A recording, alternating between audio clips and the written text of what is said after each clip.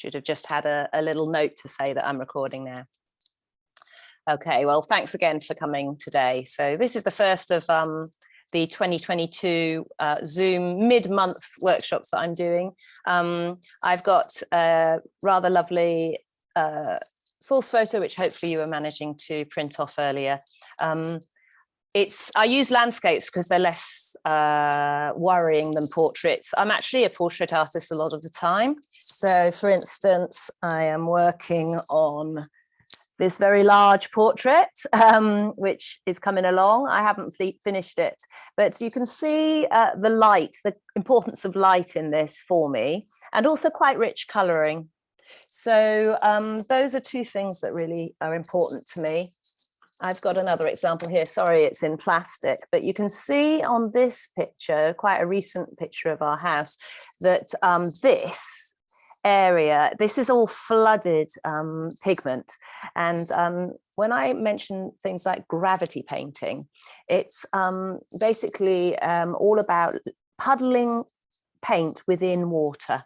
So it's rather lovely to be able to do that. Sorry, I've just had a confirmation that the last person won't be able to join us, so that's okay. I'll send her a video. So yes, lovely flooding paint, slightly different way of working as a result of this. The other element is, if you see how dense this area around the house is, and if I do a close-up, sorry again about the shine, this area here, it's really intensely dark, and that's really actually not using black, it's using intense tube paint. So we were just talking earlier about colours. Some colour pairings really go together when they're used as tube paint, thick, dense tube paint. You can make them into a dark really easily. So I'll show you about that. Even some strangely light colours like turquoise can be made into almost a black. So when you view them in the tube, you can actually see the potential. I mean, there's some lovely blues like in Danthrum blue, very intense, and that's as black as you need in many pictures. What I tend to choose is the colour that is relevant to the subject quite often. So today we've got a sap green. That's going to actually be quite dark when it's in the tube. So if you see that, so we can actually use that as a bit of a black as well today. So just going to get that lovely range of tone. So the subject that I've got here is an area just in the Lake District, in the lower lakes, and it's quite the fells are becoming more flat. They're dropping down a bit, so you've got that slightly more accommodating landscape. It's not as steep and precarious. You don't have craggy tops on the hills, hence that lovely rolling feel to the source image. So I hope you managed to print it all off. What I'm going to do is take you through my ideas of about the composition, and then we'll move on to painting this lovely image. So if I can just move this around. I'll talk about our board in a minute. This watercolour board. But what I'm going to do is I'm going to just talk about composition using a Sharpie. Let's move in a bit closer. Eventually we'll get really close up. But for now, I'm just going to draw on this. This is just paper, so just sit back and relax for now. But what I would do is, first of all, I decide whether I'm going to do portrait or landscape. That's the very first sort of compositional choice you've got, really. And as this is quite a sort of relaxing theme, it's soft lit, it's rolling hills, we've got quite a lot of information going from left to right. I'm going to use a landscape shape. It's got this really solid base to it, landscape, and it's quite a restful choice. If you want more drama, by all means take your source photo and either cover up the section so you end up with a portrait shape. You're very welcome to try that. What that will do is it'll emphasize the height of course, because you can imagine if you take a slice through this, you've got then the stepped hillsides disappearing back into the distance. So it's up to you. I mean, we've got nice sort of trees disappearing into the mist in the center here, which could make quite a good portrait sort of a focal point. Now I'm going to paint as per the image, just it's easier for a lot of people if I do. So I'm going to draw, if you can have a look at your own copy of this source image, I'm going to just draw in my ideas, what I would do first. So after choosing landscape or portrait, I then lock in where the most exciting contrast appears in the painting. For me, it's going to be up in this top right-hand corner. I love that glow of the sun, and I love the way it just eclipses the top of this hillside. So I may not even include the gate today. It does end up being rather a short session for that, so forgive me. What we'll do is we'll drop this land down to the bottom, and then maybe you could put the gate in your own time. So bearing in mind that light is such a lovely thing to do, to portray, I will I will just have a little look at the side elevation of my page, and I will just decide how high the sky, how much sky I'm going to show, how interested am I in painting sky today. So yes, if I'm going to literally copy the source photo, you couldn't even blow it up to A3 size and measure it. But initially I just notch in up the one axis where I'm going to cut that horizon. And then I've got another horizon coming in from the right hand side, so this one here. So let's get that one in, and it's going to be lower, and it's sort of a few centimeters lower. Sorry, that's a little bit off screen. Then we've got another complex horizon line which comes in from the left, and it's quite a slope. So what I would do now is, if I can suggest you get your pencil out, which I listed. I usually use a 2B pencil because it's soft and doesn't gouge out any lines. And with your board in front of you, if you just sketch in these key points that I'm starting to go through. Let me draw these in. So we've got the top horizon line, and initially I'd just literally put it in, but I'd stop it short where the light starts to eclipse it, and after I've got it in, then I'll start to break it up. Do you see that there's actually segments along that line of slightly higher raised sections? In parts of the UK there's hill forts, there's all sorts of interesting features, so I'm locking those in after I've got the gist of where I'm going to place this feature. And then let's get this long intersection coming down, or it's actually the field. So depending on how you draw it, if you draw it straight, it's going to be less interesting, your eyes will go higher. But if you want to put in some changes in angle, there is a little bit of a change in the angle of the slope there, and it disappears, doesn't it? So I wouldn't draw the line in the bottom right-hand end. So now in between these two significant horizons, we've got a third. So let's get this hillside in. Now, all I really want to work out is at what point does it cross or hit the this field. So it comes really close to the edge. So I'll mark that in, and then we've got an indent, and then suddenly it shoots off quite vertically.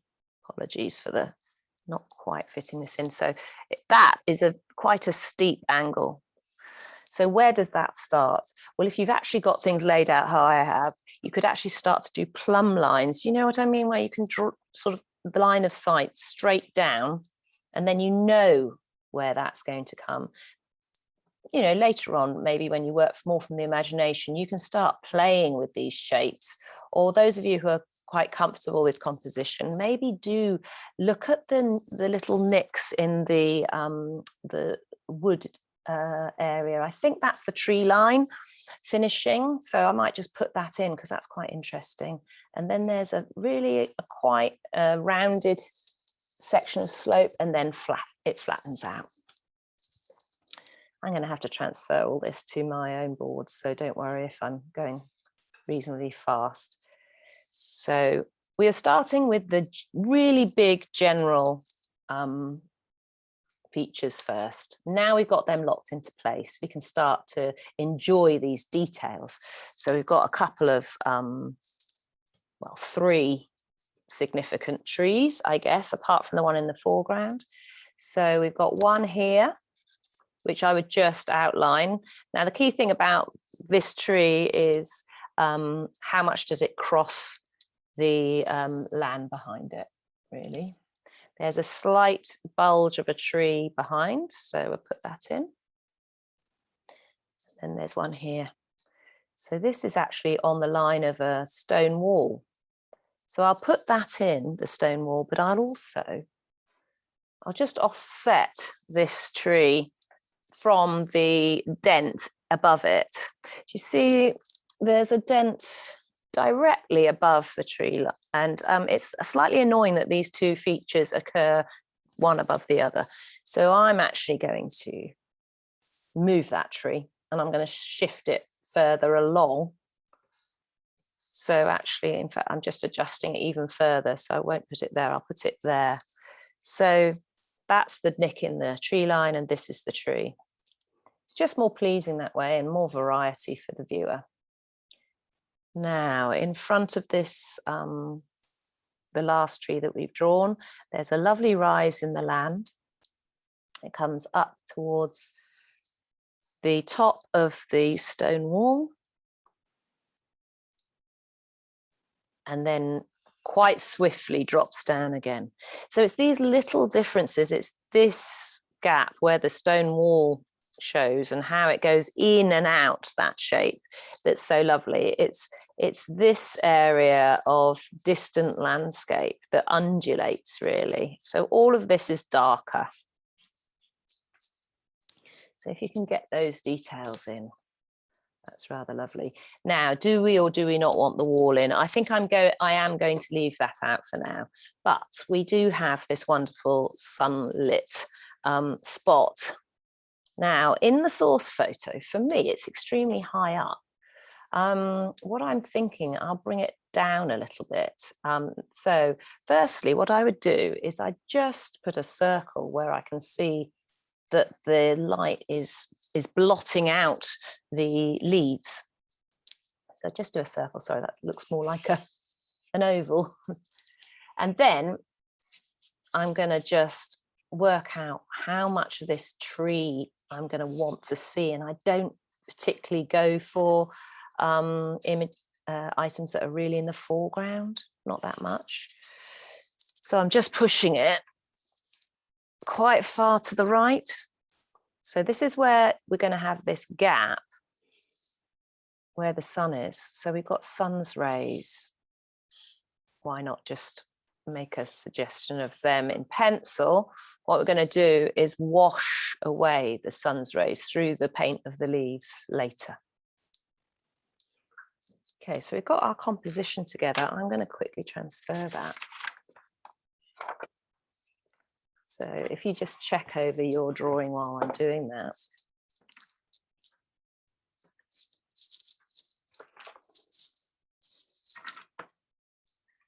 Move this up a bit. Pencil doesn't ever show up on Zoom very well, so that's the annoying thing.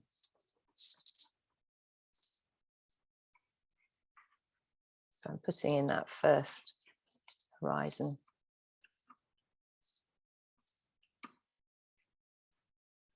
The steep field, we've got the tree line. And each time I draw this, it might turn out slightly differently, and that's fine. What I would advise, because I'm not able to particularly get very far from my work yet, I would advise you to stand up and get a really good view of your drawing.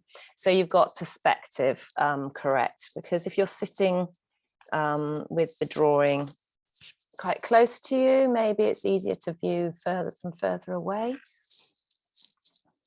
If you're sitting to the side like I am, certainly things will need adjusting. So I'm getting this tree in. When I'm drawing, I tend to hold the pencil quite loosely towards the end of the pencil, really. So we've got the other tree here. So the idea of a plan is, of course, to make us feel more confident applying paint loosely. Because the way I paint is so wet in wet to begin with, it could really, the paint could cover up the lit areas, and I really want to record where they are. So if it's a complex painting, I would even put a W where I'm wanting something to be white or lit. It's amazing how often when it's very complex, you can get confused. Imagine railings or that sort of thing, or fencing, to work out which of the fences, the dark fence, and which is the in-between section. We've got bridges in Bath where I'm broadcasting from, and those bridges, wrought iron bridges, are very intricate. So I'm recording where the lit white part of the board is, so that I can basically leave it dry. So leaving it dry will ensure that the white of the paper or the board will appear as the lightest part of the painting. So it's a very useful tool to just leave something dry to make it glow really with light. Okay. So what I'm going to do now is just take you through some of the materials. So let's move this back a bit. So I used to be an oil painter, hence the tubed watercolour paint. I do love the richness of that. I also don't tend to mix in the palette. I mix on the page. So if you have your palettes, you'll see mine are really quite large weld. So the wells are rather large. So it gives me space for real lakes of the pigment to form, particularly for large paintings. So I'm not sure whether how well you can see, but there's actually lakes of paint in this palette. From a previous painting, you can see actually with the raw sienna, or with the yellow in the center, there's a lake of yellow and then a blob of yellow next to it. So the idea for me is to always have a solid piece of the color in the well, plus a lake or wet area of the same color with it within the same well. Then you've got that whole range from very solid paint through to very liquid, and you can use it to create different tones. So what I'm going to do is just go through the watercolor paint on here, and then we'll talk about our brushes and get familiar with them. So at the bottom of the flyer, we've got the raw sienna. We mentioned this before some of you joined, because somebody hasn't got raw sienna, but we're talking of a gold or a yellow or something that's going to make this sap green change towards the yellow. And we'll also allow this top hillside to glow. So we want the glow. We've got, after raw sienna, sap greens. Greens are quite often tricky. What I tend to do is use sap green as a base and then add blues or browns or yellows to it to twist it. And sometimes I'll just use a lemon yellow or a raw sienna with a blue. But today, let's just use some sap green. It's quite a natural looking green. And then alizarin crimson.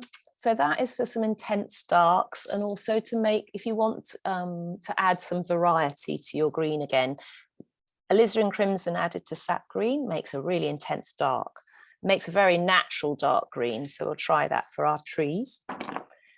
Then we've got burnt umber.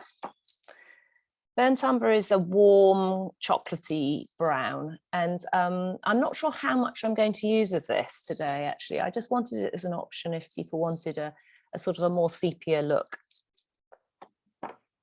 And then the last option is just an intense dark. Now, I don't often use darks, but I do rather love this Moon Glow by Daniel Smith, because it splits into a sort of a bluey colour, and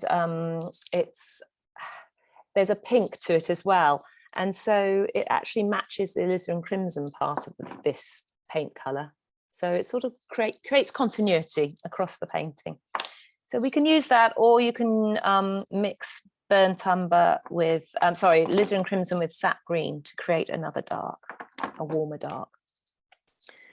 So what I'm going to suggest you do is grab each of these colours in turn with me and just pop them into your palette. So I would choose a large well if you've got the choice of large or small.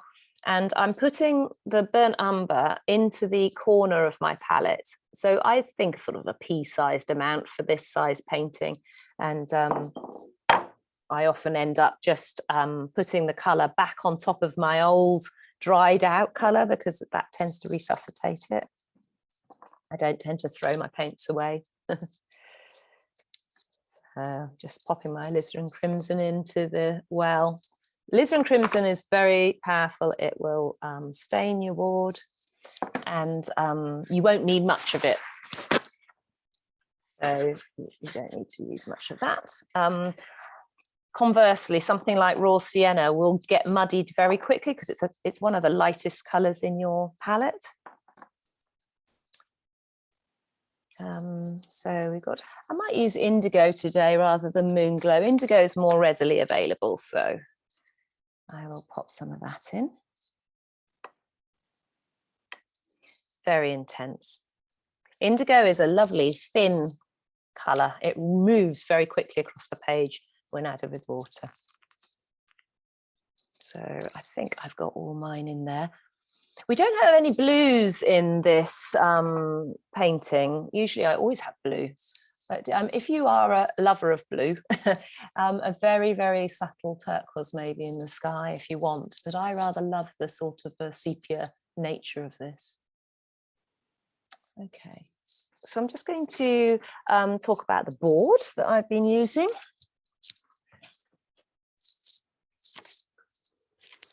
This is the Aquafine watercolour art board.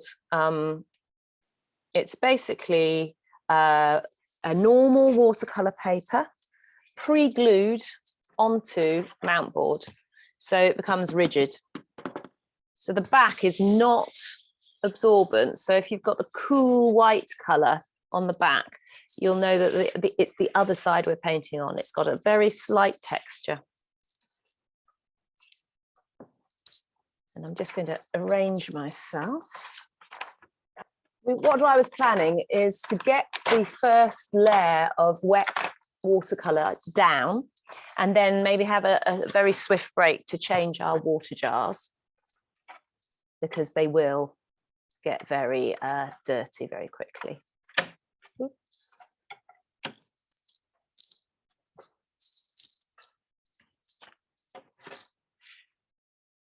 Going to get a bit closer now so you can see what I'm up to. So the very first stage for me is using the largest brush for the majority of the work.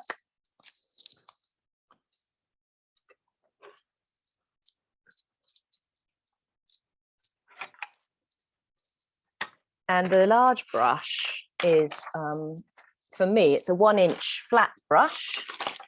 It's just an acrylic brush. When it's wet, you can run it through your finger and thumb, and it really sharpens up into an incredible sharp shape. You can almost print it on some paintings. It can also cut through your painting like a knife. It's quite a sharp brush. If you didn't have a 1-inch flat brush, just use the largest brush that you've got for the first stage. So we're going to create lots of very soft wet in wet watercolour. Later on, we'll add some detail with what I call a rigger or a fine brush. And that is probably more familiar for more of you, because you can actually pinpoint the item that you want to paint very accurately. And then the middle brush, which I've mentioned, is still a flat brush, but it's just shorter bristled. And that means we can wash away the paint, and that creates real glow to some of the lit areas in our painting.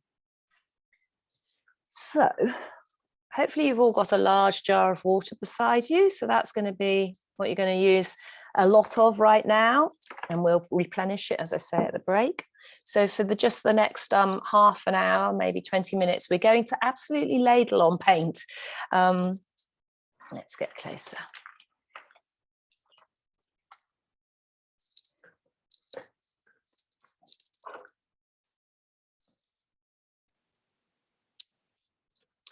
So hopefully you can all see that nicely. And when we get to the detail, I'll zoom in even more.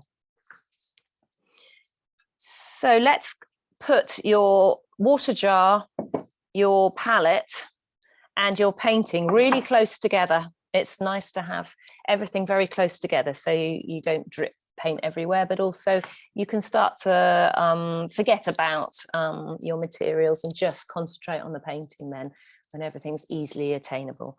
So this sky is actually pretty much white. I am going to leave it white for now, and then later on I'm going to adjust it to suit the rest of my painting.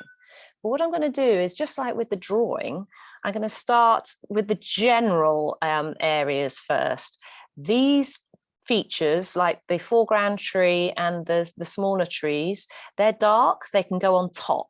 So once the background has all dried, we'll put the dark highlights sort of details on top.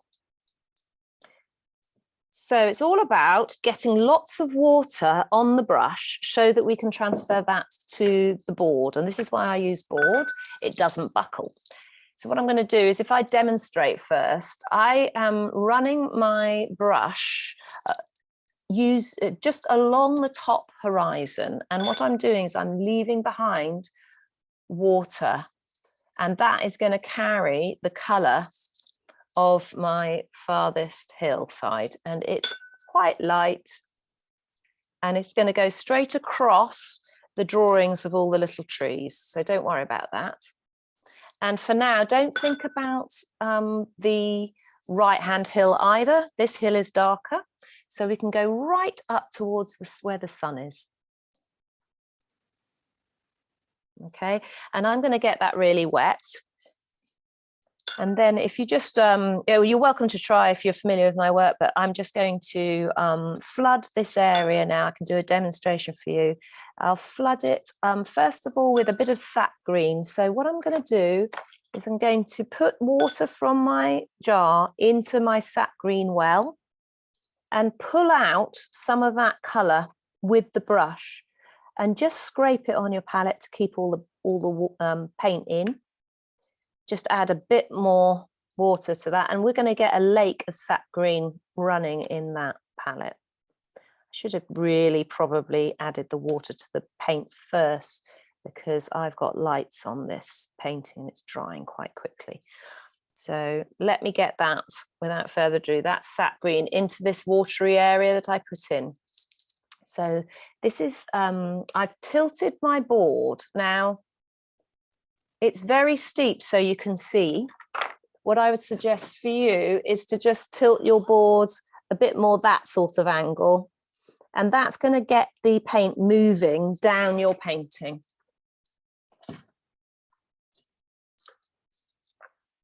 So do you see how it dropped down very quickly? And that was because it's running within water. It's like a puddle. I'm getting drips because my painting is very tilted, but you shouldn't get too many drips. So if you wanted to try that, so use the sap green initially. This back lit hill is a little bit green. It's not going to be as green as the foreground. And if you just pop that colour in, and it's the first colour, it's the carrying colour. So kitchen roll it ready in case you need to mop things up. Turn the brush, this flat brush, so that the top of it is aligned with the top of the hillside. And I'm just going to be putting my second colour in, which is the raw sienna or lemon yellow if you don't have raw sienna. This is quite soft. It's going to disappear, this area, once it's dried. It's really going to be quite pale. So be quite brave with the amount of paint you're putting on. And don't worry about what's happening down here because that will be darker. So I'm not even thinking about this foreground yet. Towards the sun, I'm going to make it more golden. So if you can get your raw sienna or your yellow or whatever, and just put a bit more in the farthest hillside as you get closer to the sun.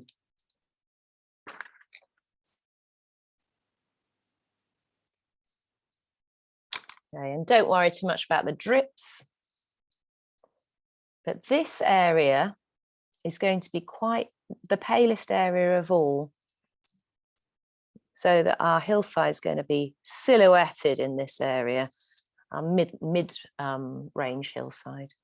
So what you've done is you've basically done what I call gravity painting, which is pooling water onto your page, dropping in wet paint into that and allowing it to run to create watermarks in your painting, which I feel is very natural, very soft, quite appropriate to the colour and feel of our painting.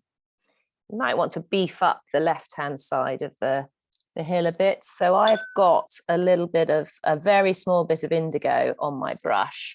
I'm just going to introduce a bit of that to the farthest left of that hillside.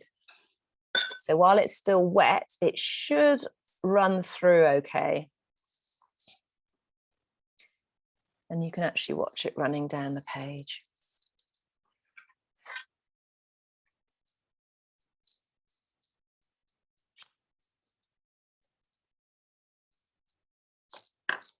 I'm going to see if I can switch views to the camera now on my phone. It's real close up, so I won't do it for very long.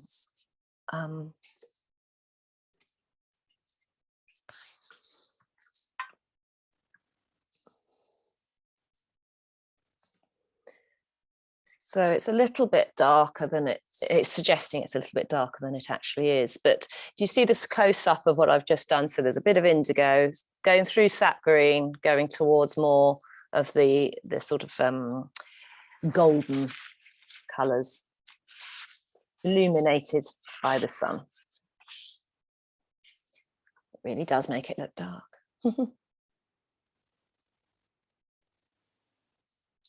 Okay.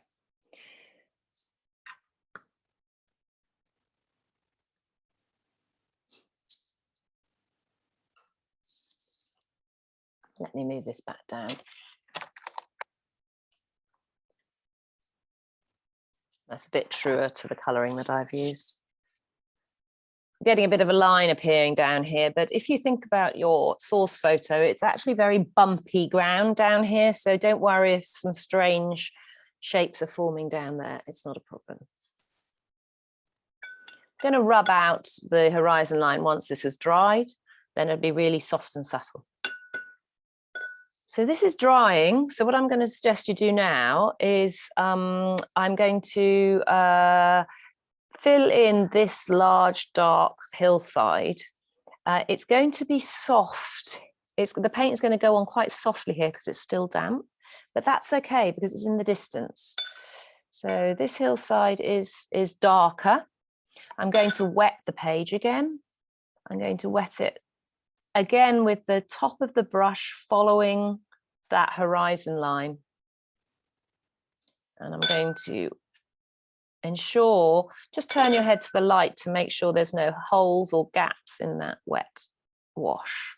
And again, I'm not too worried how far it goes down, but if you want to play it safe, drop the water down to this line of the field.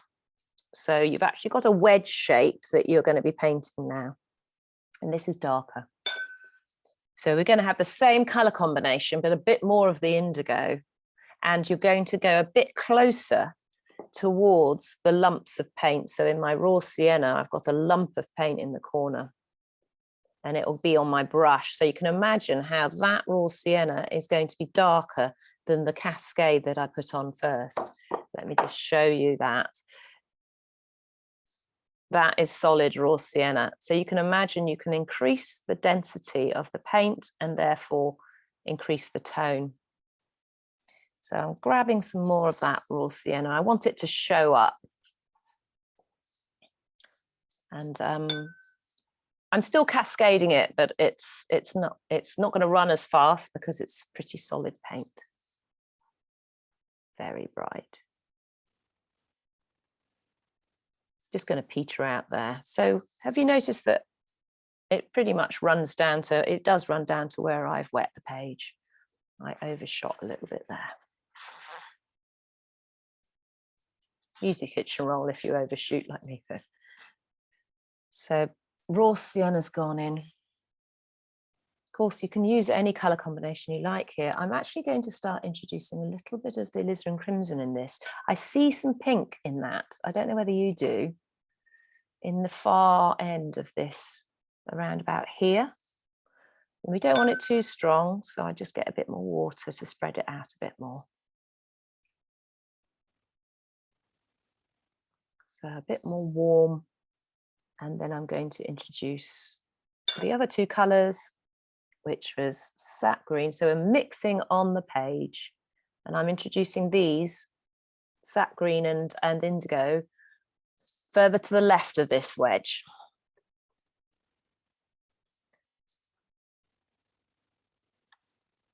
So there's two sort of rules about watercolour while you're putting this in.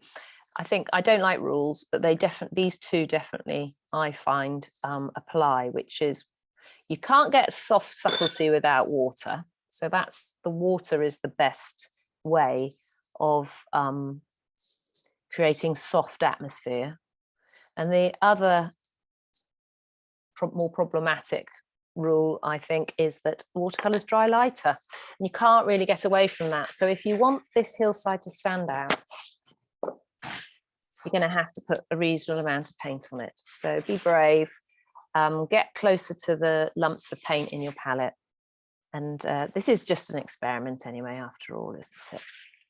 So I'm putting the indigo in now.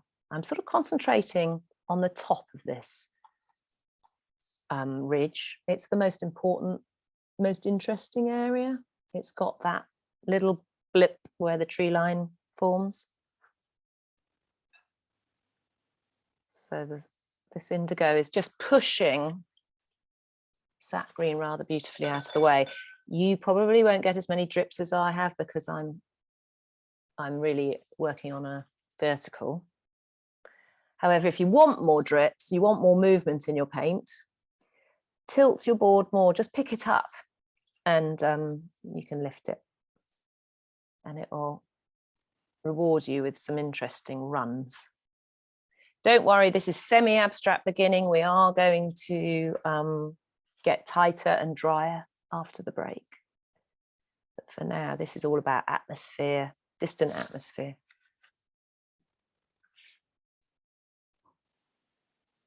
So I'm sort of feeding everything in at the top.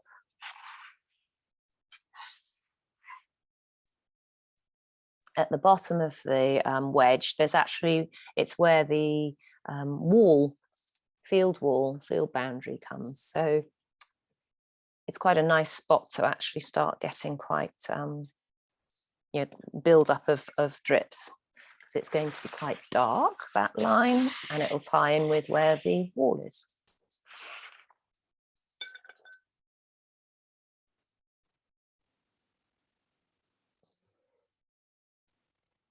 Just going to increase the amount of indigo here. And sap green.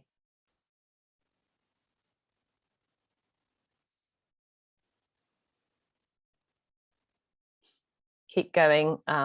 As long as it's wet, it will accept more paint. And the other advantage about this is by only mixing on the page, you've got fewer colours in any one spot, which means the colours retain their brightness. You get less muddying, apart from where you actually want it to muddy. So where we've got the indigo, it's 3 colours, so it's starting to get a bit muddier.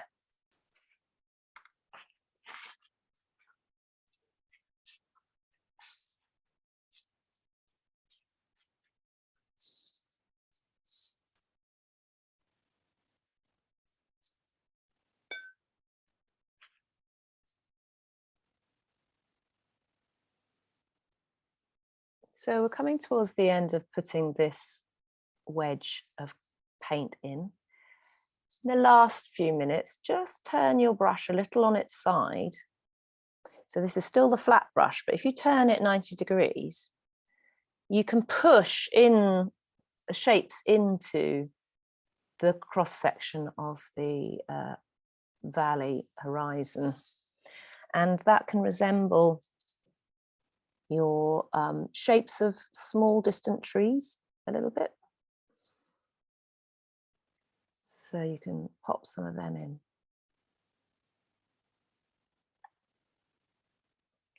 And this is starting to be wet on dry because the area behind this is starting to dry.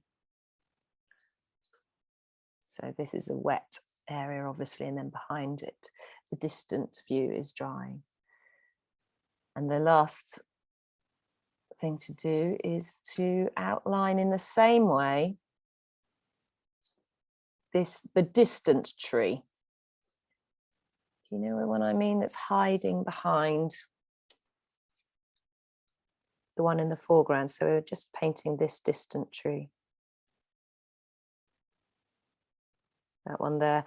And it's what I said before, which is that when you have the presence of water, it creates softness. So water will create atmosphere and softness, and that tree will blur as a result.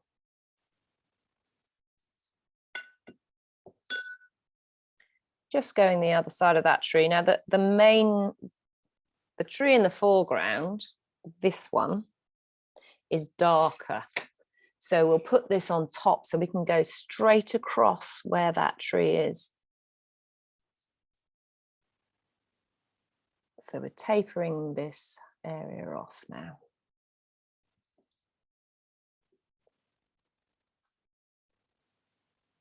Just adjust how strong this outline is and the colours. It's quite faint actually here, isn't it?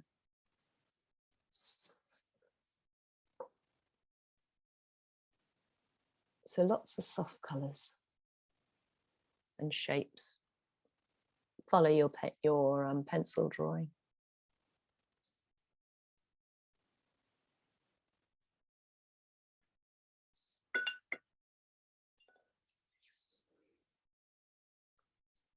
It's not a really complex colour scheme. Hopefully you can see the red a little bit over here. We can layer colour on top later as well, but we'll see if we've got time to do that. So layering after all these lovely drips or moving water features, after they have all dried in, you can start to add in some more unifying layers. So layering on top. So we've just got this really soft looking painting at the moment.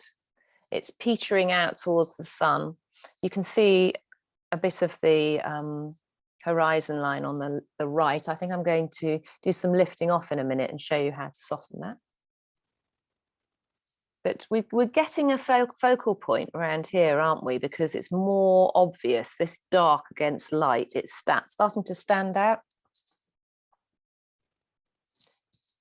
So what I think is we'll have a little bit of a break. I'm going to pause the recording now while I talk about the salt.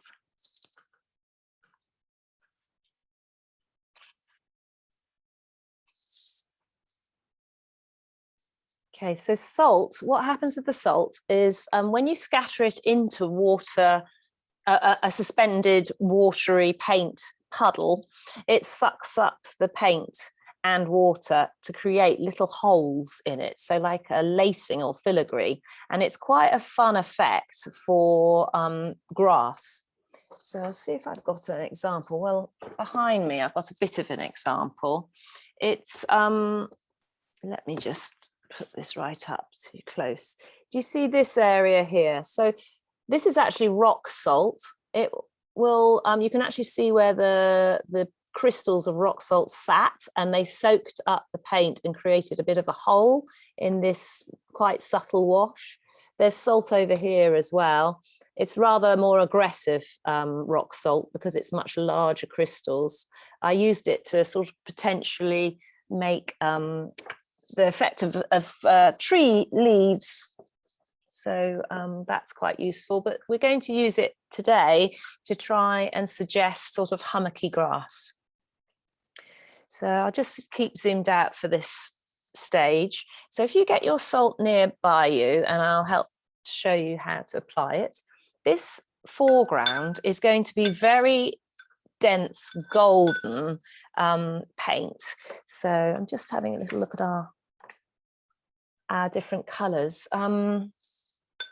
We want it to be quite exciting. I might even put some more alizarin crimson into this area.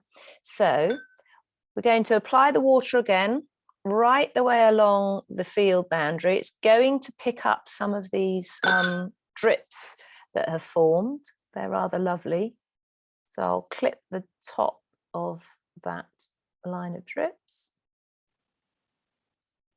I'm just wetting this area. So you can go right over the foreground with water. If you want to suggest those two track lines that have puddles in, just leave gaps. I didn't mark them in before because I thought I wasn't going to show them. We can also remove them later if you want to, but there's going to be a track there for me, I think. Can you see the line that's forming? It's because I've got it's dry underneath. So that's one of those farm tracks. They basically got water in, and so they've got a shine on them, which is rather nice. So I'm going into my raw sienna again, and I'm going in quite thickly. It's going to be very sepia-y.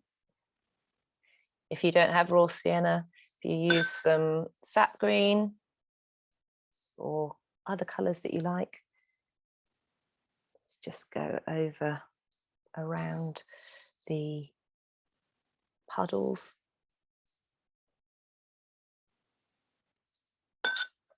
And I'm going to add in a bit of this alizarin crimson, which, oops, got a razor there.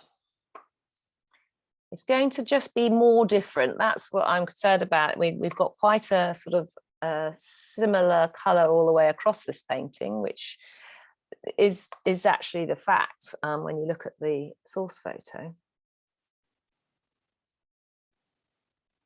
But I'm putting in the alizarin crimson and then a little bit of sap green. Not too much. I think I'm going to put it in this central area, the sap green.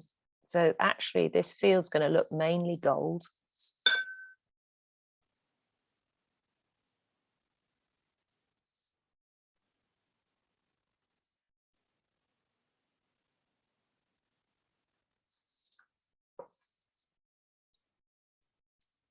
And when you've got enough of colouring in there, so those of you who don't have that sap green, I'm just going to introduce a bit of lemon yellow, so you can imagine that you may have this going on instead. It's going to be slightly different.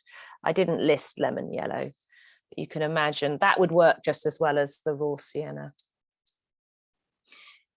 In fact, if you do have lemon yellow, you could add some in. I didn't list it, but it is a slightly more saturated colour and will make the foreground stand out and advance towards you a bit more.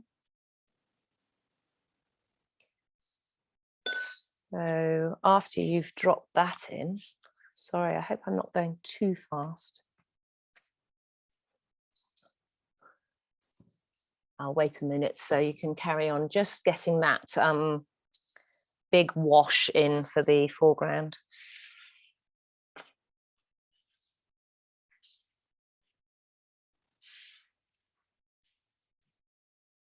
You may find that drips are forming at the bottom of your painting, and that is fine. In fact, drips have an interesting action. They sometimes start to creep back up. So over the break, we'll see what happens. The water in the puddle or the drip will sit there, and as the area above it dries, that area sucks the drip back up, and it's basically capillary action. It's quite a fun thing to happen.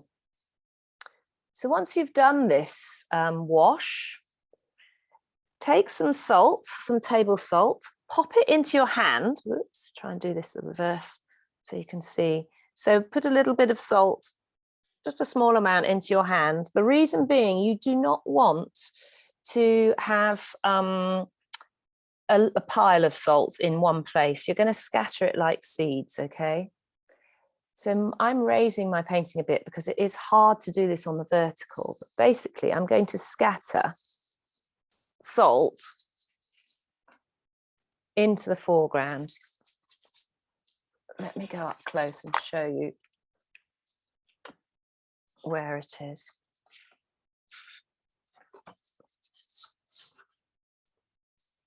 Going to switch.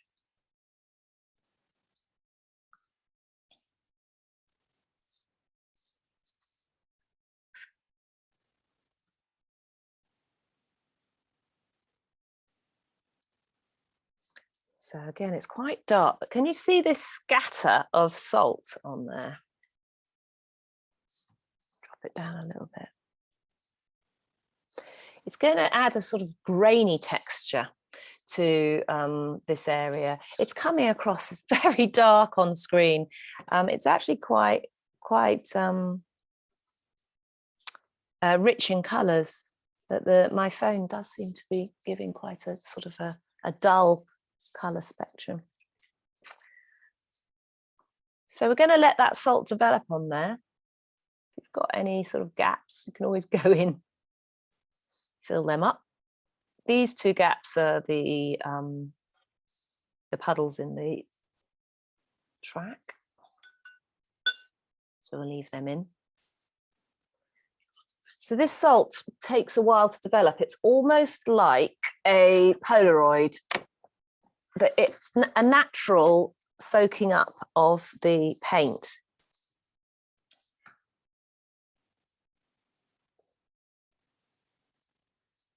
So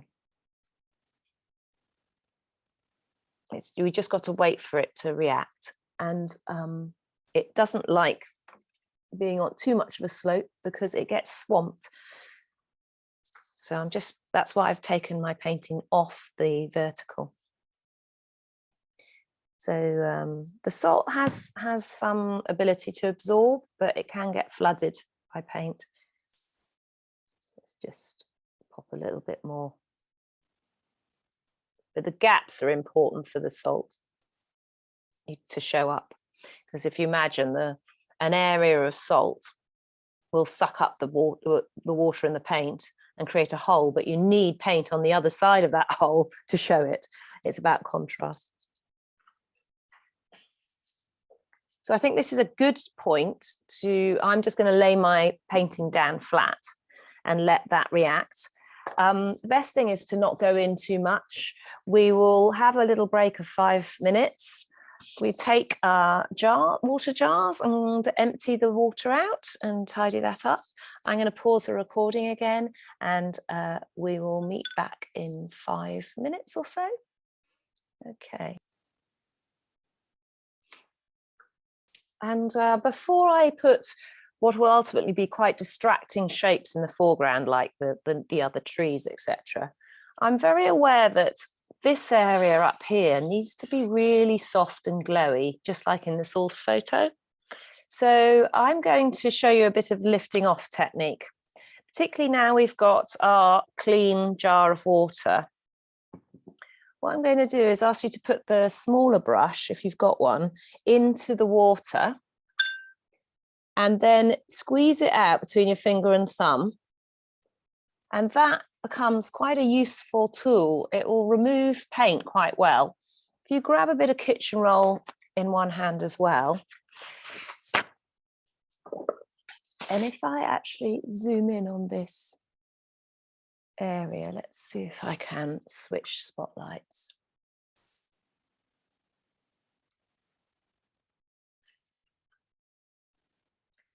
So this area,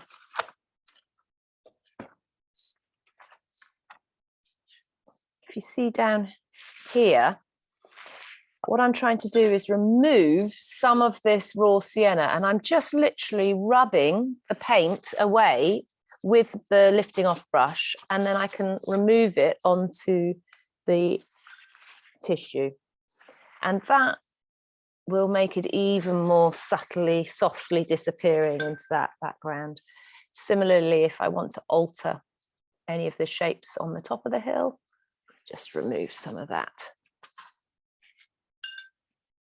Okay, so you can adjust your painting. If you see any sort of lumps and bumps that you don't like so much, it's easy to remove with this lifting off brush. But I hesitate to use this too frequently with everyone, because what happens is then your painting will dry lighter and you'll end up, it'll start to disappear a bit. So just not wanting to remove too much of your painting. I'll drop this back down.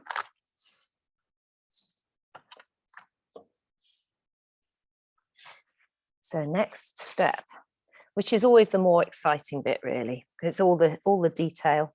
There's not heaps in this painting, but it's usually easier in many ways, because where you place the brush, the paint will go. And this second stage is wet on dry. So every mark you make is going to have a nice crisp edge to it, or outline, because the painting is started to dry, and the edge of your painted area will abut that dry board. So if we're going to make a nice crisp shape here for the foreground tree, I'm going to actually use the other brush, which is the lifting off, sorry, the rigger, plus my large brush. So if you choose the color that you want to make these darker trees. So what I'm going to do is I've already located an area which is quite dark, which is here. So I'm going to darken those colors and place them on the tree. So what have I got there? Well, I've got sap green, very dense, quite a lot of indigo, and a small amount of raw sienna. So that's my color combination for the foreground tree. So I do want it to tie in with the rest of the painting. I don't want to jump to a completely different set of colors just because they're dark, these shapes. So now I've got not a wet brush, it's just damp. So if you've got a lot of water in your brush, just squeeze it out a little bit. And I'm putting it into the solid paint, a bit like an oil painter might use oil paint. It's quite thick. And it's going to go on where this tree is. And I'm actually going to be concentrating on the top line of the field where it meets the tree initially. And I'm just bulking up an area of tree. And I'm going to be concerned about the shape of it. So while we're here, also, Catherine, yes. Could you tell me what colours you've used for that tree? Yes, this is solid raw sienna, actually. It's really dense. Raw siennas vary massively in tone. Excuse me.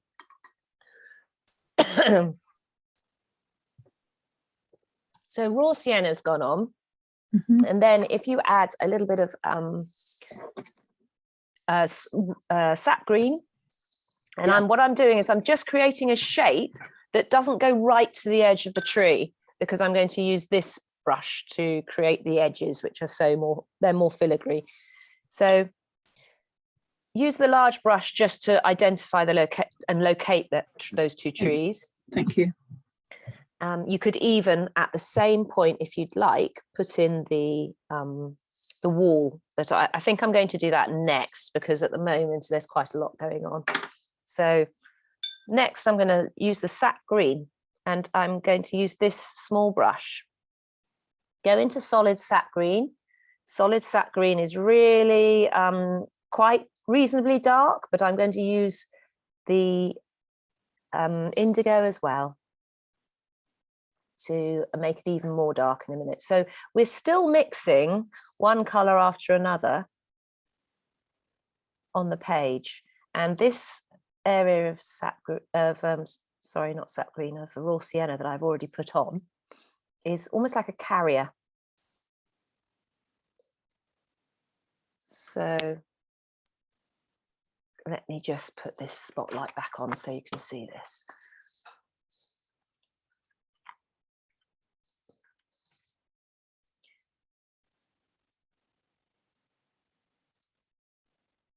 So this is what I've just been working on. So the sap green goes on after into this sort of pool of raw sienna, and they're mixing together. And now I'm going to actually add a bit of indigo, which is on my brush. Can you see that there's an actual lump of indigo on the end of my brush there? So solid tube paint is your friend now if you want a silhouette, but let's not put it everywhere. I'm just putting it in the center of this bush or tree. So there's an area with a lot of indigo in, but not the whole tree. Might make it a bit bigger. When you're painting like items like this, think about where the light's coming from. So it might be a bit more dark to the left, because the sun is coming down from top right. I might just even lighten the right hand side with my lifting off brush. So if you remember this other brush, squeeze it out, and then you can just remove some of the paint to lighten it if you need. Squeezing out the brush makes it quite thirsty, you see, and so it sucks up the paint that's there. You could add a bit more solid raw sienna, or if you didn't have raw sienna, that yellow could go in on the tips, just in here, towards the light. I'm going to now do the same with the other tree.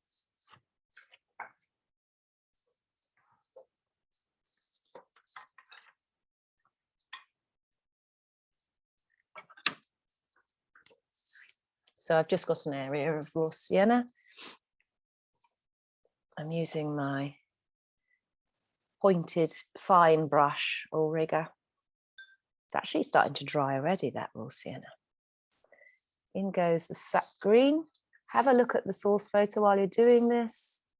You've got a pencil outline, so you've got an idea of the size of your tree. And they're really in shadow. And this one goes right down to the wall, and just locate any little dents in the wall. I just actually need to have a look at it myself. Look at the source photo. Yeah, the wall sort of, it's actually in front of the wall, isn't it? So let's bring it down a bit.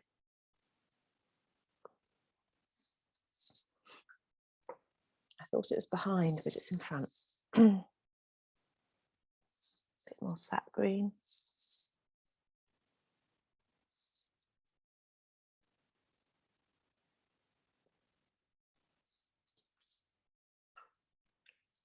What's nice is this fine brush, of course.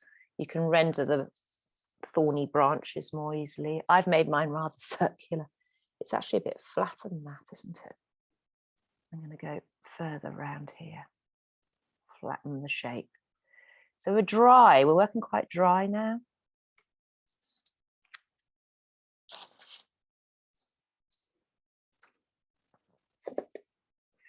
And as there's not that many things going on in this picture, this is really quite important, getting characterful trees.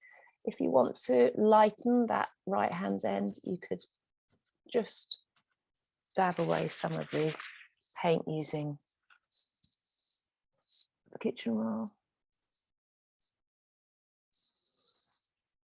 And then indigo is going in on this left-hand side away from the light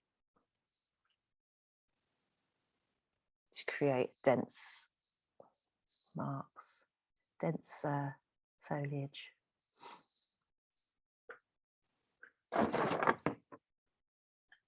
It's the sound of me standing up. I'm just actually getting up because then I can see my painting a lot more easily.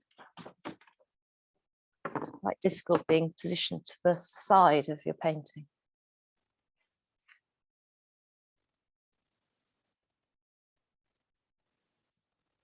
And what's nice is this technique, it's still very soft because the paint is running within the wet area. So you've got a melding of shapes.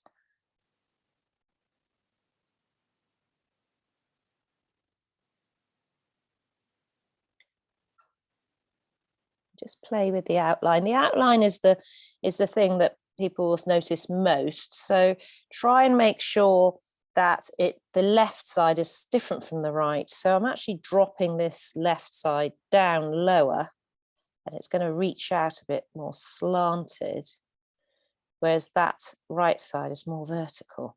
I mean, it's not necessarily like that in the picture, but you can start to use your imagination to try and shape the tree.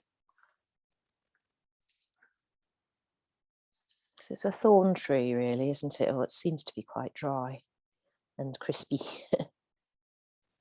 So you can suggest the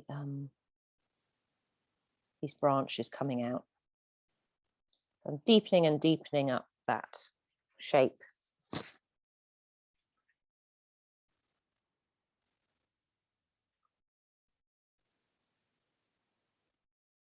And now we have a very large area of dark to put in up above. So I'll just do the wall next, and then we'll look at the large tree in the foreground. So actually my lifting off brush is about the right size for the wall. So I might cheat a little bit and use it to create the wall. So I'm actually just running that brush along the bottom of this tree. And what I'm doing is just watching the bottom line to make sure it's a little bit undulating, to suggest the bumps in the field and below it. So the top of this wall, you can then look at after you've done that. It's basically the vernacular style of walls there, which is, it looks like it's big slabs of stone sticking up slightly proud on top. I think that's what it is. Certainly the area around Bath here, they've got almost like a teeth effect on the tops of walls. So I think each area of the country has its own sort of look to their stone walls. Now some of this stone wall is going to be behind the tree, so I won't actually see it. I'm going to put a little bit of the indigo in there to deepen up the area.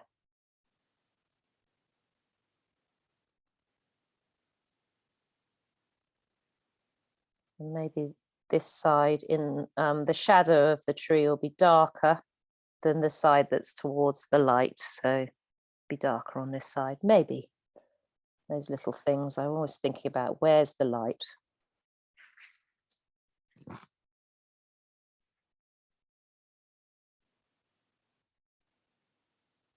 Make it continue on a little bit if you want. I've actually got a little white dot there, so I think I'm going to just cover that up with the wall. It's a bit tumbled down.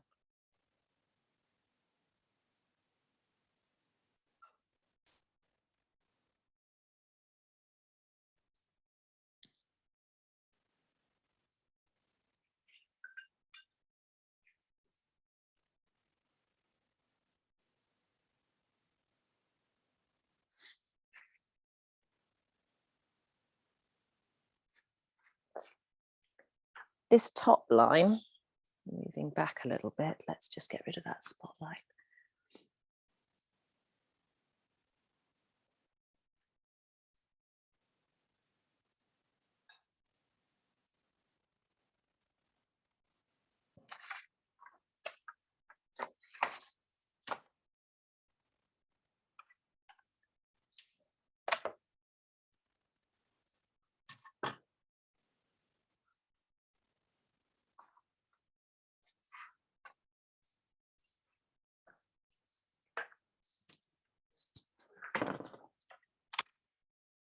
Sorry, just get this in the right place again.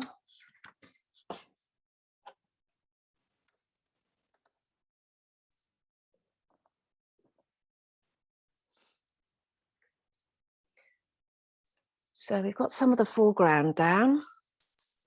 Now we have this big tree. It's very dark, quite gloomy. So I want to make sure that this sun is quite brilliant around it. What we're going to do is guard that circle, keep it completely dry. So probably, as I'm on quite a tilt, I'm going to paint from beside the circle and downwards, because that's not going to drip into it, whereas something on top will. So I'll make this all wet, but the top bit I'm going to leave dry so it doesn't obliterate the sun. And if you look at the source photo, the sun almost has a, this is where the alizarin crimson comes in. There's almost like a lens flare going on from the camera. And it's got a combination of the raw sienna or yellow and the alizarin crimson in there. We're going to paint the dark and then cut through it with the lifting off brush and put some of the color back in. Okay. So for my money, I think to make it show up, it really needs to be quite dark. So if you keep looking at your source photo, I'm going to bring mine a bit closer to me. Use back to the large brush. You don't want it too dripping wet. I'm going to use, I think, let's think. I might actually use the indigo as a base color this time because it really is the darkest thing on the page. So I've got my indigo here. I'm not going to actually pre-wet the page because I want it to have nice crisp edges, this shape. So instead, what I'm going to do is I'm going to just use a little bit of wet indigo to keep it sort of fluid. So I'm going round my sun shape, and I know that this area on the right is all dark, so I don't need to worry about creating holes. But further down, I'm turning my brush onto its corner so I can create leaf shapes. So I'm sort of using this indigo as a pool of paint. It's quite difficult, this actually, to make something look soft enough to be natural, especially when it's this dark. If you feel that it's a little bit strong, grab some sap green. We can carry on with sap green below, looking back and forth to your source photo. So you get some of these nice shapes in the leaves. And you do want for them to be a little bit varied. Down here, there's a much stronger, larger shape again of solid paint.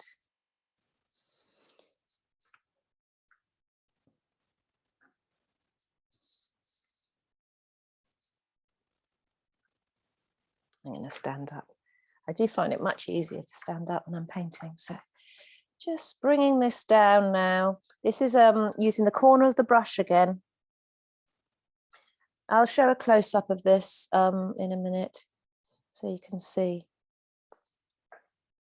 But you don't need heaps and heaps of detail here.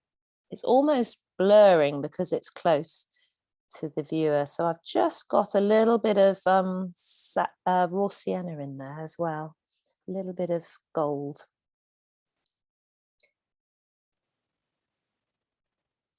So I'm going to let that area dry and then fill some of those holes up with the hillside colour.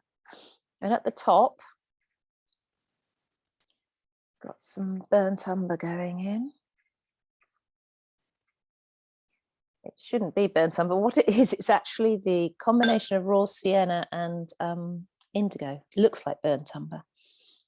Let me get some actual burnt umber. It's that brown. Sort of a warmer colour, isn't it? It'll go better with the glow that we're going to develop shortly. So turning the colour scheme a little bit towards the orangey brown as we get closer to the sun. So even though the whole area is dark, we're doing a variety of colouring and keeping it interesting.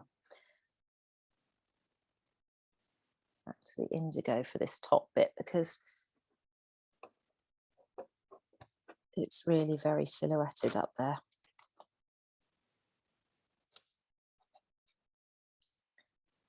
There's a hole, you can see the sky through there.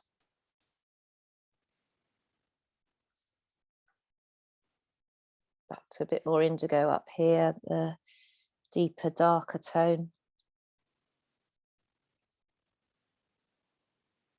It's quite tricky this to make it look appealing.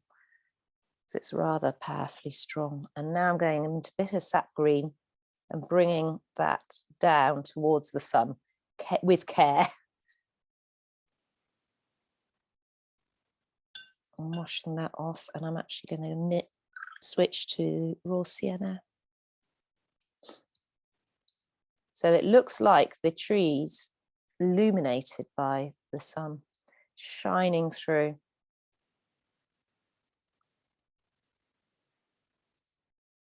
And we'll add some sap green into this in a minute. So do you see how this raw sienna, which is the palest colour that we have really, in us using yellow, you could actually create a bit of a halo around this white using it.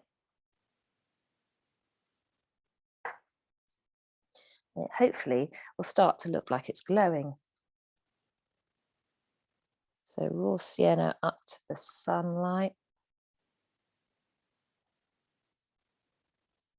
If you want to, and you've got it, you could always put some yellow in there as well. So what happens is sunlight actually makes colours more saturated. And when I say saturated, it's a brighter, stronger colour, less gloomy. And so if you've got those in your palette, they will suggest sunlight. So bright reds, bright yellows. Hence, I'm going to switch to alizarin crimson in a minute.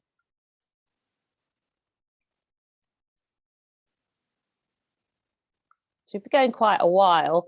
I suspect that we'll need to review our picture and maybe live with it for overnight at least, and then we can adjust some of these shapes if you need to. Because as you get more tired, it's harder to see things clearly, isn't it?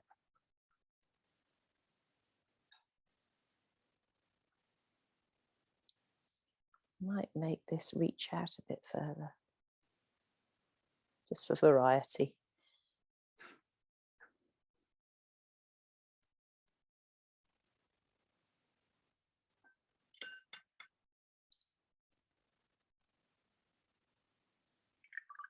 So if you've done some of that painting, let me just suggest reach for the alizarin crimson and just put a loose wash, a fine wash of alizarin crimson round the center of this sun. So that is a reddish color.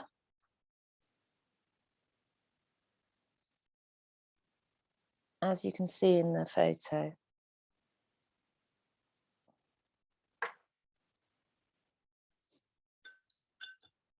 And then within that, you can put some more of your raw sienna or your yellow to make it more saturated, more glowy, and whatever you've got already in your painting, because you don't want to reach for completely new colors. It's all part of the same natural scene. And what I'll do is I'll show you how we're going to lift out those rays.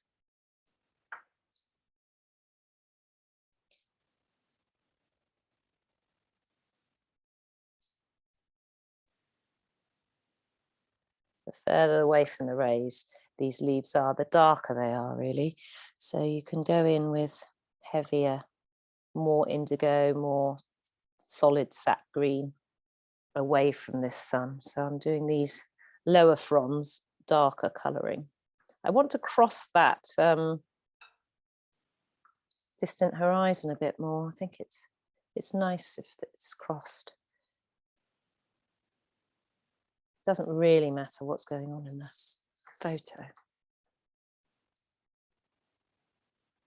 There are more leaves over here. So what I might do is just let that all dry and concentrate on them for a short while. These are the leaves in the center.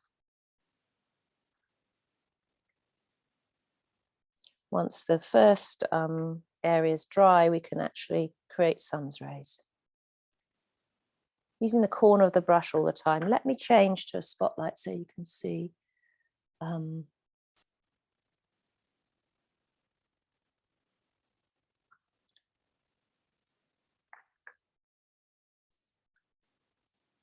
Just lost my phone camera.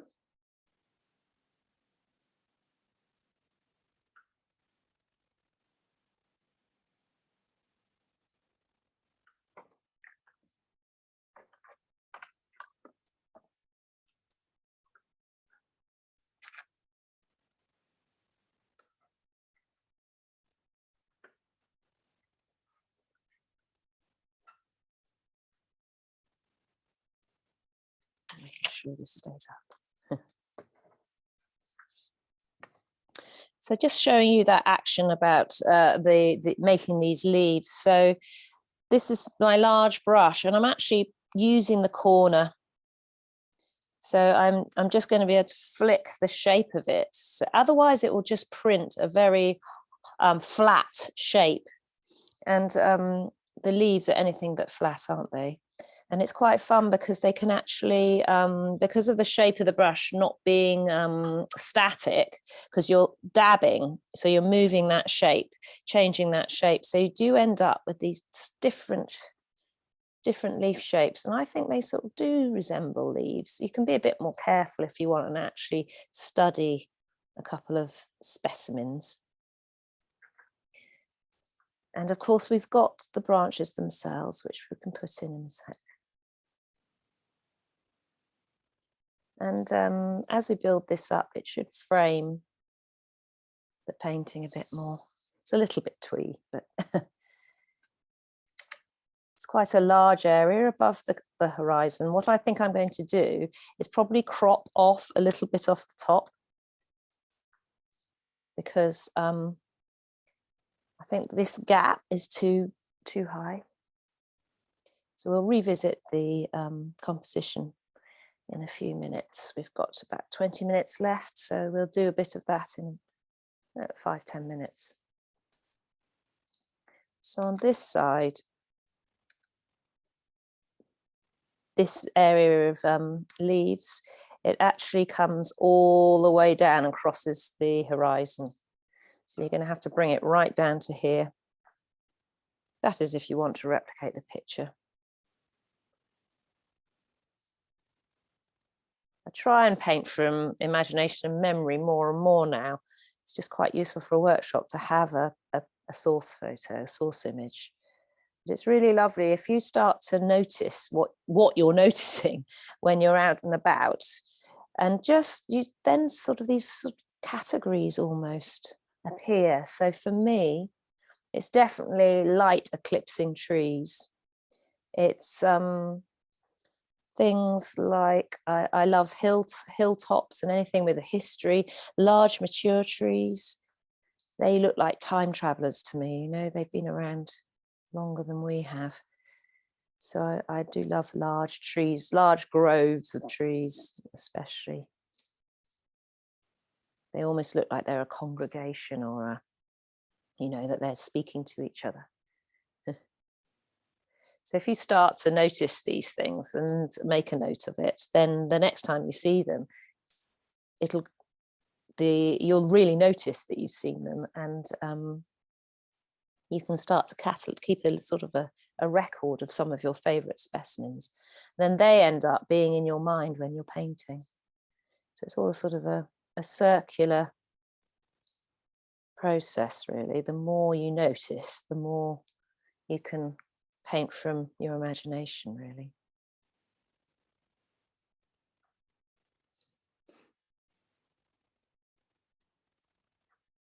Quite an endless job, this.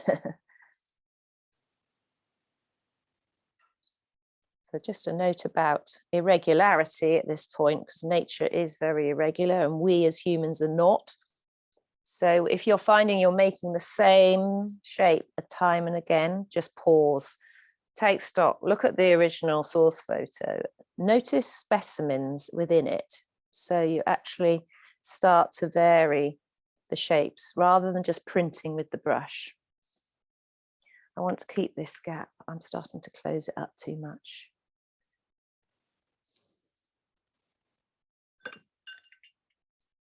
And then the edges of the edge leaves are more raw sienna.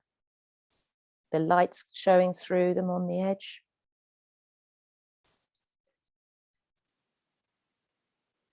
Quite dark, actually.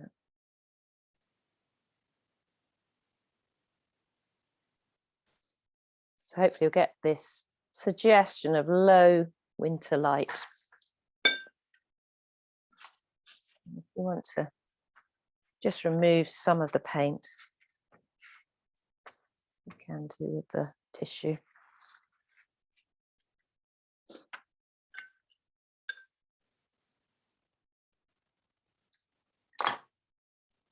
Just putting a bit more raw sienna in. Remember at the beginning I said that raw sienna is one of the lightest colours in your painting, so it does tend to get dirty quickly. Just renewing that, seeing if we can get a fresher colour. It's looking a bit brown and a bit nicotine-y. I'm after a bit more of gold. Yeah, that's better. We all see colour differently, so I'm sure that your paintings will be different colours to mine. That's absolutely fine. We're all different.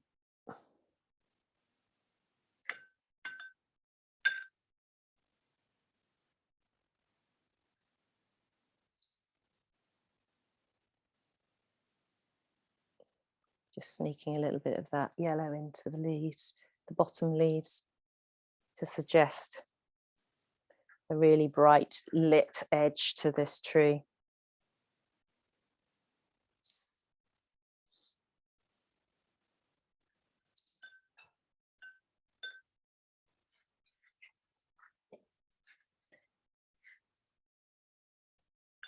So coming towards the end of this, I do want to talk a little bit about reviewing your picture. So what I'm going to do is I'm going to switch back to my main image. If I can find it.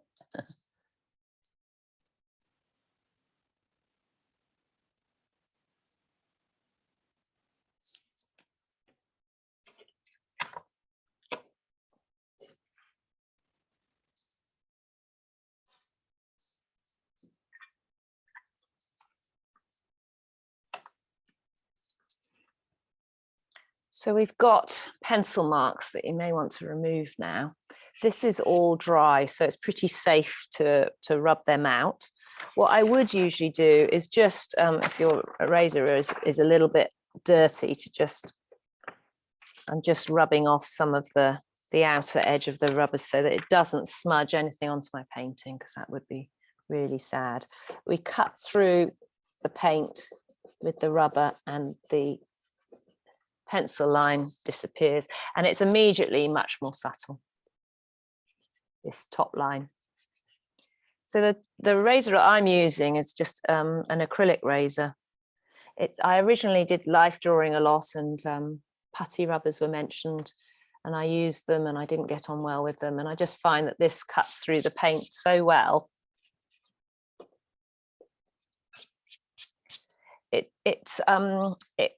When I say cuts through the paint, it gets to the pencil, but it doesn't usually remove much paint.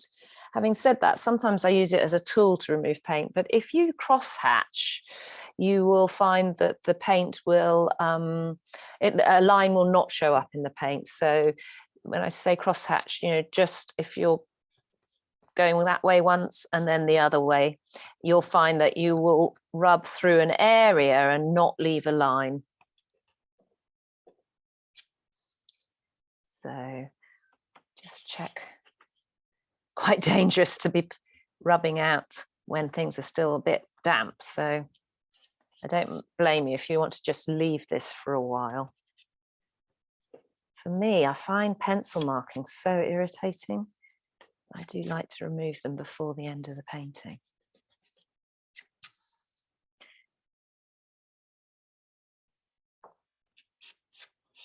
The odd mark. So what I'm going to do now is just talk very briefly about the ways I would review this painting. So one of the things I definitely do is stand right back from my painting, long way away, and squint. And when you squint, the painting, basically it knocks back the color of it, so you see the tone. And those tones are the shapes. So then you can see how the shapes compare to each other. So that's quite useful to checking that you've got that full range of tone from the bright whites through to the darks, and have you got enough variety. Other things I'll check at this point, which really is part of the plan, is making sure that intervals are more different. So the width, the height of some of these landforms, so long as they're not the same. So that's the height of that one, and that's different enough, so that's good. But if you can imagine that, if that height is same as that height, it starts to all get a bit samey, almost symmetrical. So other things, anything that stands out really badly, so this is, we're talking sort of errors, I suppose. Remember your lifting off brush, you squeeze that out, and you can just start to remove things that may be areas of paint that have splashed. I have a drip here that's formed, which I don't want too much paint to be removed. So I'm actually probably going to have to put a bit of paint back in there. That's a mixture of raw sienna and sap green. So it's quite useful to have a limited color palette actually, so you can remember what was there. My salt hasn't come out as much as I would have liked it to, I've got to admit. It must have got a bit swamped. I hope you had a bit greater success. I'm just tackling sort of little dots of granular paint. I've got a gap here. What I think I'm going to do is let this dry and then fill that in. So let me show you what I mean further up. I'm going to fill in some of these holes with the colour of the land behind, which is just plain raw sienna. And you can, if you're very soft, you can just run that colour across to suggest the colour it goes behind. It's sort of a variation of the unifying wash. So if you have very disrupted sort of forms that are broken up all over the picture, you can run a colour right across the top and it'll just knock it all back. So it's probably a little bit complex for today, but can you see I've still got a couple of drips here? What I'm going to do is grab hold of those drips and actually incorporate them into this field, because I see there's some detail here that I've missed. So towards the end of the painting, you can actually use the brush very dryly and rub. So this is the driest that I would paint. So you can see this brush is actually twisted and rubbed over the page. And you can drag some more of that green paint. It's a judgment about how much paint you've got on the brush. You don't want much, but enough to just rub over the top. If you've got a beautiful area of salt there, don't do this. But I don't have much salt, so I'm just rubbing that. And I think I'll just make use of those there.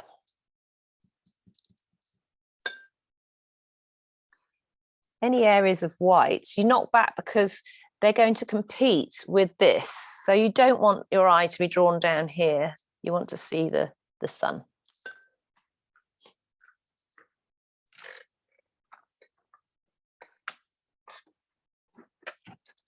So I'm just reaching aside to get hold of a couple of mount boards to tell you the next stage of review that I tend to do. So let me just push the camera back. So I've got mount board here. This very soft form of painting, really, it does look better when it's got a frame around it. It sharpens it all up.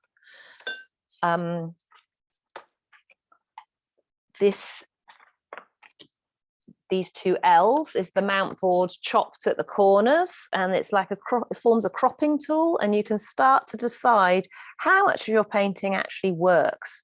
You know, is it a square actually? The A3 shape is just a manufactured shape. So it's very, very often a little bit too long. So I would play with the composition again when I finished, and I usually lop part of one side off. Most of the interest is over on that right hand side. What also this does is it pushes features further over than they are originally. So you can imagine that tree here, where my little finger is, by cropping there, it's a lot closer to the edge, and somehow it's quite an interesting spot to be rather than that far away. But it's all personal taste. I realise the one thing I haven't done is actually cut through this sun. We're probably quite tired now, aren't we? But if I just grab a bit of kitchen roll in my hand.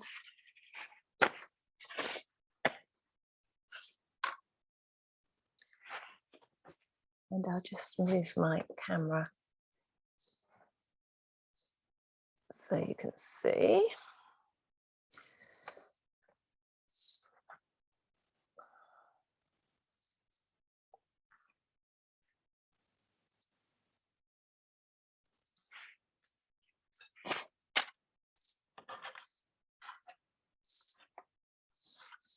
So this is my sun.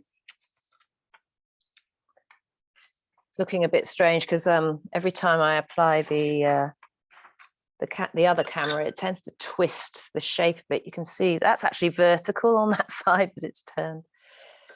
So what I will do is have kitchen roll, lifting off brush, squeeze the water out of that to form a sort of a knife.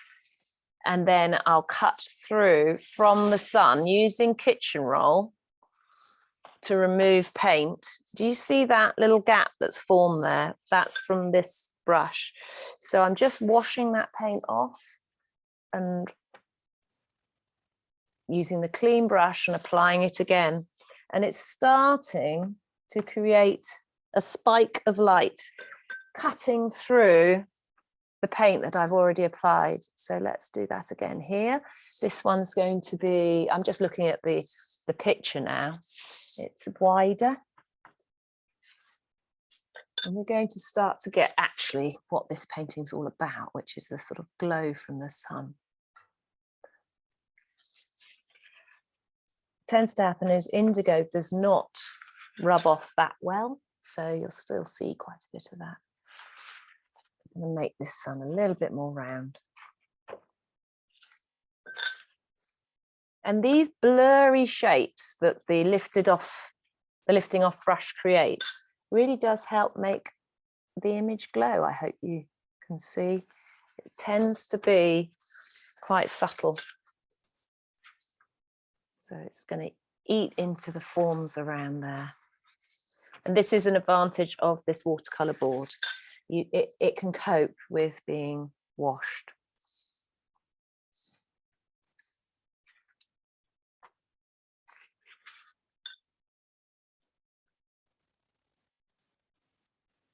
So I think that's probably almost it for today. If you just try that at home, try that washing off. It really is a lovely thing to do. And a lot of people don't realize you can do it with watercolors. And I've been a little bit reticent in adding other colors in, but if you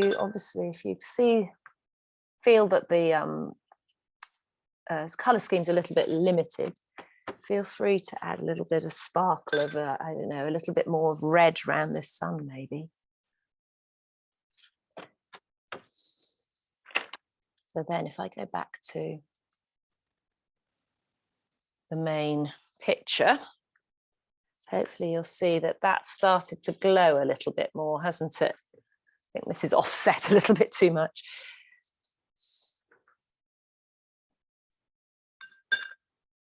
And then I'm sure that with a little bit of time out, I'll come back to this. And one of the things I think I'm going to do is that massive unifying wash. So I'll probably wash right across here. So let's have a look. I'm going to I'll just show this. I don't necessarily suggest you do this, but this can be done over the top of your painting. I'm wetting the painting right across a whole section to basically make it to receive a wash that will make it more subdued.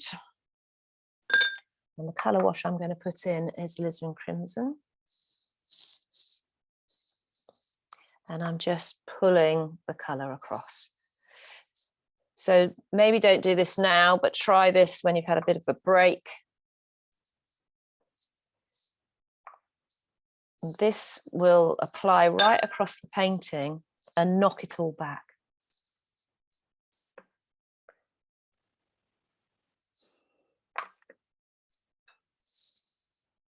It's probably a little bit too much.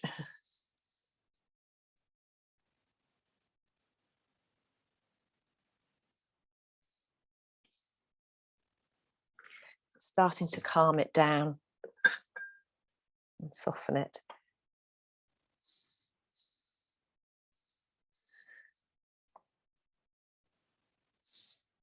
It's quite a brave thing to do, but very often it does create a more subtle look.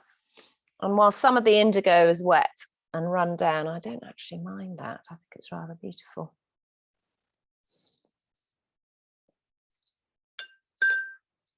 Okay, what I'm going to do now is I'm going to just stop the recording, take any questions with the last remaining few minutes. It is a different way of painting, so I do understand that.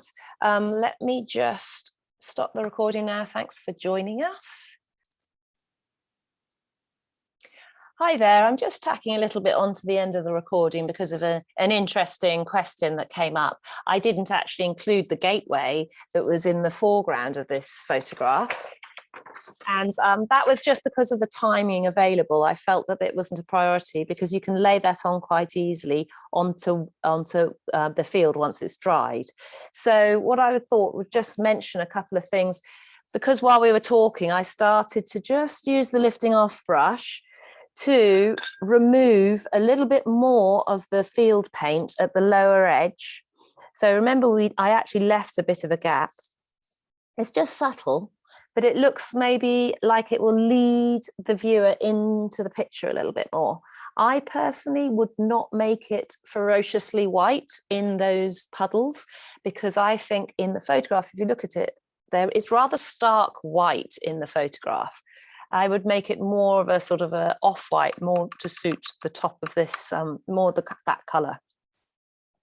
And after you've removed a little bit of this paint here, you could use the kitchen roll, then I would just hint at the shadow on the right-hand side of the puddle. And you see how by popping that in there, it brings out the white puddle even more. So I'm just going to now use a little bit of the burnt umber to create even more darkness. I was just saying also, I probably wouldn't use too much indigo because I don't want the eye to stop there, the eye of the viewer. I want it to lead up into the picture. So just a little hint of that shadow on the right hand side, because it is that the sun is coming this way, so it would cast a shadow on in the long grass of the edge there. So just putting in a bit more of a hint of long grass on the edge of that puddle. You see, as soon as I put some of that in, it starts to pop out a bit. Any indigo, and I think it would just be too strong. So thick sap green, thick burnt umber, maybe even thick raw sienna, and then into nothing, and it will help lead in, and it rather nicely goes up towards this tree, and then you've got a way back up the what called interlocking valley side, straight up to our focal point, which is the lovely fiery sun. So have fun doing that. Feel free, obviously, to use the source image and put the gateway in again. That's absolutely fine. And I hope you enjoyed the subject and can join me in February, March or April for some more lovely watercolours. The next one is woodland, and there'll be a lot more reds and things in that one if you're feeling starved of colour scheme. Okay, bye-bye for now. Bye.